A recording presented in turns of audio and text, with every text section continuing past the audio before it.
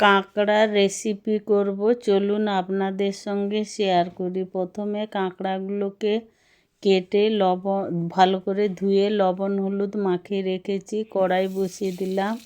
এবার কাঁকড়াগুলোকে ভালো করে ভেজে নেব। এই রকম কাঁকড়ার রেসিপি করলে খেতে খুবই সুন্দর লাগে। ইউটিউব চ্যানেল থেকে দেখলে সাবস্ক্রাইব করে দিবেন, ফেসবুক পেজ থেকে দেখলে ফলো করে পাশে থাকবেন।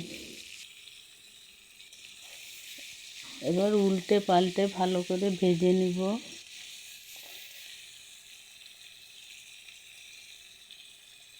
কাঁকড়াগুলো ভালোভাবে ভাজা হয়ে গেলে একটা প্লেটের মধ্যে তুলে নিয়েছি। ভাজা ভালো করে হয়ে গেছে।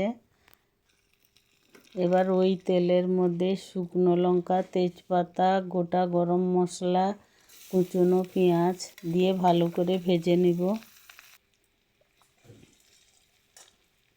আগে থেকে একটা মশলা রেডি করেছি।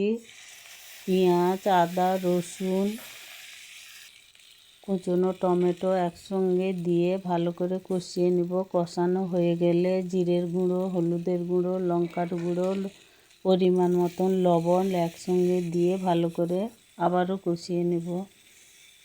এই দেখুন আমাদের মশলা কষানো হয়ে গেছে। এবার ভেজে রাখা কাঁকড়াগুলো দিয়ে দেব, দিয়ে আবারও ভালো করে কষিয়ে নেব।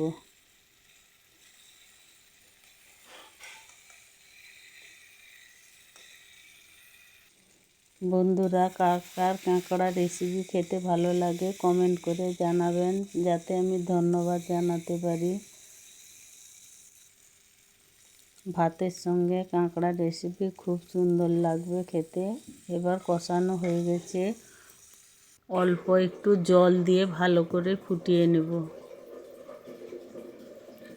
একটু চিনি দিলাম যাতে একটু হালকা মিষ্টি হবে, টেস্টের ব্যালেন্সের জন্য।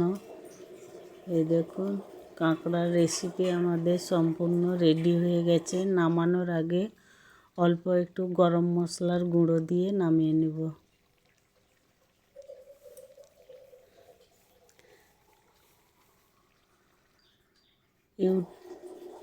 এই দেখুন আমাদের কাঁকড়া রেসিপি সম্পূর্ণ তৈরি হয়ে গেছে। রেসিপিটি ভালো লাগলে লাইক, কমেন্ট, শেয়ার করে দিবেন বেশি বেশি করে। আজকের মতন এই পর্যন্ত। দেখা হবে অন্য কোনো রেসিপির সঙ্গে। ধন্যবাদ।